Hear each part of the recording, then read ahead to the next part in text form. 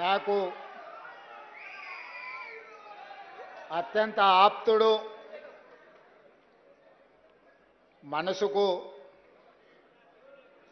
చాలా చాలా దగ్గరవాడు, అందశ్రీ గారి యాదిలో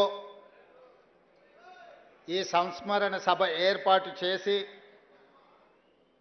నాతో పాటు కాంగ్రెస్ పార్టీ అధ్యక్షుల్ని, సహచర మంత్రివర్గ సభ్యుల్ని, తెలంగాణ సమాజంలో ప్రముఖులను అందరినీ పిలిచి కవులను, గాయకులను, ఉద్యమకారులను, మా దళిత సోదరులందరినీ కూడా ఈ కార్యక్రమంలో పాల్గొనే విధంగా ఏర్పాటు చేసిన పెద్దలందరికీ మనస్ఫూర్తిగా అభినందనలు తెలియజేస్తున్నా. మిత్రులారా, తెలంగాణ సమాజం చైతన్యవంతమైన సమాజం. ఎంత అమాయకంగా కనిపిస్తుందో అవసరమైనప్పుడు అంతే పోరాట పటిమను ప్రదర్శిస్తుంది. రాచరికం కానీ, ఆధిపత్యం కానీ హద్దు దాటినప్పుడు ఈ తెలంగాణ నేలను చెరబట్టాలని, ఈ తెలంగాణ ప్రజల మీద ఆధిపత్యాన్ని చెలాయించాలనుకున్నప్పుడల్లా ఈ గడ్డ మీద పుట్టిన బిడ్డలైన కవులు, కళాకారులు తమ గళాన్ని, తమ గజ్జెను, తమ దుప్పటికి దుమ్ము దులిపి దిగంతాలకు తరిమిన చరిత్ర ఈ తెలంగాణ నేలకుంది. ఆనాడు నిజాం ప్రభువులు ప్రపంచంలోనే ఆగర్భ శ్రీమంతుడుగా ఈ గడ్డ మీద ఆధిపత్యాన్ని శాశ్వతం చేసుకోవడానికి ఈ భూమిని చెరబట్టడమే కాకుండా దళితులను, గిరిజనులను, బలహీన వర్గాల మీద తాను ఆధిపత్యం చెలాయించాలనుకున్నప్పుడు ఆ చెలాయిస్తున్న సందర్భంలో బండెనక బండి కట్టి ఏ బండిలో పోతారో నిజాము సర్కారోడా అని బండి యాదగిరి గలం విప్పితే నిజాం సర్కారు పీఠమే కదిలింది. అదేవిధంగా ఉమ్మడి రాష్ట్రంలో సీమాంధ్రకు సంబంధించిన సమైక్యవాదులు ఈ తెలంగాణ మీద ఆధిపత్యం చెలాయిస్తున్నప్పుడు ఓ గద్దరన్న, ఓ గూడ అంజన్న,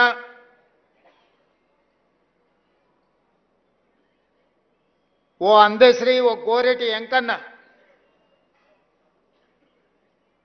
ఇక వీళ్ళ ఆధిపత్యానికి చరమగీతం పాడాల్సిందే,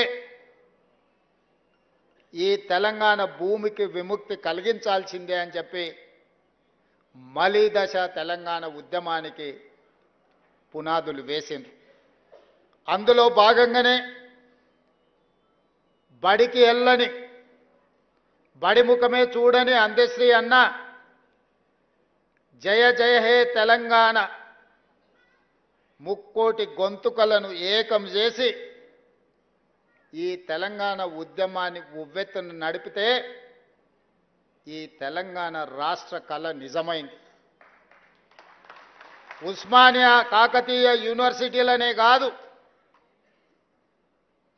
ప్రపంచంలో ఏ మూలన ఉన్నా తెలంగాణ గుండెకు జయ జయ హే తెలంగాణ గీతాన్ని చేర్చి ఒక ఉద్యమ స్ఫూర్తిని రగల్చిన గొప్ప తెలంగాణ బిడ్డ అందశ్రీ. బడి ముఖమే చూడని సహజ కవి అందశ్రీ ప్రతి బడిలో ఈనాడు జయ జయ హే తెలంగాణ పాడుకునేంత గొప్ప ప్రభావాన్ని ఈ తెలంగాణ సమాజానికి అందించిండు. బాధతో, ఉద్వేగంతో నేను ఈ మాట చెప్తున్నా. వచ్చిన తెలంగాణ రాష్ట్రంలో స్ఫూర్తిని నింపి తెలంగాణ రాష్ట్రాన్ని సాధించిన జయ జయ తెలంగాణకు అధికారిక హోదా లభిస్తుంది అని ఈ వేదిక మీద ఉన్నోళ్లే కాదు 4 కోట్ల తెలంగాణ ప్రజలు ఆకాంక్షించారు. జరిగిన ఉద్యమంలో అత్యంత కీలక పాత్ర. ఏ వేదిక గట్టినా, ఏ ధూమ్ధాము పాడినా అందశ్రీ పాట లేకుండా, అందశ్రీ లేకుండా తెలంగాణ ఉద్యమం జరగలేదు. ఏ వేదిక మీదైనా, ఏ పెదాల మీదైనా జయ జయ తెలంగాణ నానకుంటా తెలంగాణ ఉద్యమం, తెలంగాణ రాష్ట్ర సాధన సాకారం కాలేదు.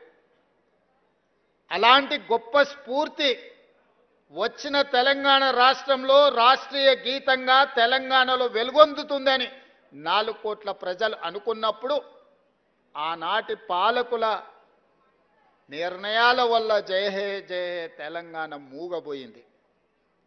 అది శాశ్వతమని వాళ్ళు భ్రమపడ్డారు.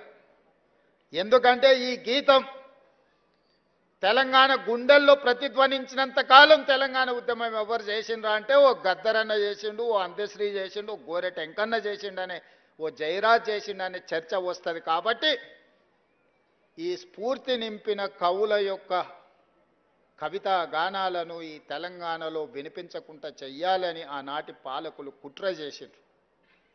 నేను ఎక్కడో చదివిన పెన్నే కదా అని మన్ను కప్పితే గన్నులై మొలకెత్తుతాయని.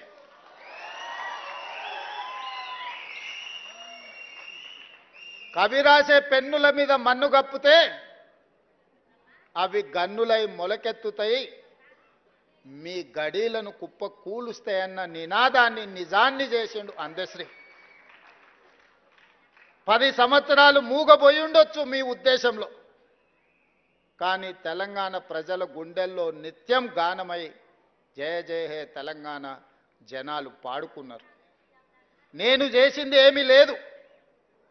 తెలంగాణ ప్రజలు పాడుకున్నది, 4 కోట్ల తెలంగాణ ప్రజలు కోరుకున్న జయ జయ హే తెలంగాణను రాష్ట్రీయ గీతంగా ప్రకటించడమే కాకుండా ఈనాడు చదువుకునే ప్రతి బడిలో పాడాలి, చదువులు చెప్పే ప్రతి పుస్తకంలో రాయాలి అని ఈ ప్రభుత్వం ప్రజా ప్రభుత్వం కాబట్టి నిర్ణయం తీసుకొని ఈనాడు పాఠ్య పుస్తకాలలో మొదటి అంశంగా జయ జయ హే తెలంగాణను చేర్చడం జరిగింది. అదేవిధంగా సర్వం ఒడ్డి సర్వం త్యాగం చేసి ఏమీ ఆశించకుండా, ఆలోచించకుండా 5 దశాబ్దాలు ఈ ప్రజల కోసం పనిచేసిన కుటుంబాన్ని ఆదుకోవడం ఆ కుటుంబ సభ్యుడిగా నా బాధ్యత. అందుకే ఎన్నికల కంటే ముందు ఓ గద్దరన్న, ఒక అందశ్రీ ఈ ప్రజాపాలన అధికారంలోకి రావడానికి శాయశక్తుల కృషి చేసిండ్రు, కలగన్నరు, రావాలని పోరాటం చేసిండ్రు. తెలంగాణ ఉద్యమం తెలంగాణ రాష్ట్ర సాధనే కాదు. ఈనాడు నేను, మా మిత్రులు పెద్దలు దామోదర్ రాజనరసింహ గారు, అట్లూరి లక్ష్మణ్ గారు, లేదా ఉత్తమ్ కుమార్ రెడ్డి గారు ఎవరమైనా మంత్రులు, ముఖ్యమంత్రులు అయినము అని అంటే వాళ్ళు ఇచ్చిన స్ఫూర్తి, వాళ్ళు చేసిన పోరాటం ఎవరు కూడా మర్చిపోలేనిది. అందుకే ఒక గద్దరన్నను, ఒక అందశ్రీని ఈ ప్రభుత్వ పెద్దలకు ఒకవేళ అనుకోని అకాల మరణం వస్తే ఏ విధంగా ప్రభుత్వ పెద్దలను ఆదుకుంటామో ఈ తెలంగాణ సమాజానికి పెద్దలైన గద్దరన్నను, అందశ్రీని ఈ ప్రభుత్వం ఆదుకుంటుంది, భవిష్యత్తులో అండగా నిలబడుతుంది అని చెప్పి అభిమానులందరికీ నేను చెప్పదలుచుకున్నా. అందుకే వారి కుటుంబానికి ఉద్యోగం ఇచ్చినా, వారి స్మృతివనం కట్టాలనుకున్నా వారు రాసిన నిప్పుల వాగు ప్రతి లైబ్రరీలో ఉండే విధంగా ఈనాడు ప్రభుత్వం చర్యలు చేపట్టింది. భవిష్యత్తులో కూడా ఆ కుటుంబాలను ఆదుకుంటుంది.